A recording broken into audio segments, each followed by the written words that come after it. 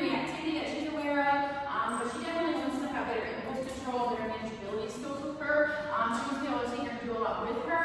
So ultimately, she wants to make sure that she just has very solid obedience. She's worked with her on a couple of commands, kind of sit type things, but again, we really lacks impulse control and is distracted very easily. Right now, I'll show you what Ducky does know.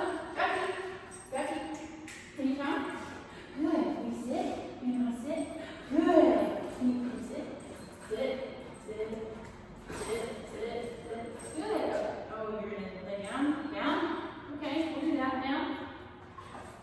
That's okay. You're gonna chew my fingers. Okay, good girl. Good girl. So, let's see. Can you come again? Come. Good. Oh, okay, you're jumping. And can you sit? Good. Do you use down? Consistently? Down? Okay. Sit. That's what Ducky knows on day one. Definitely take practice into weeks 2 progress. Thanks.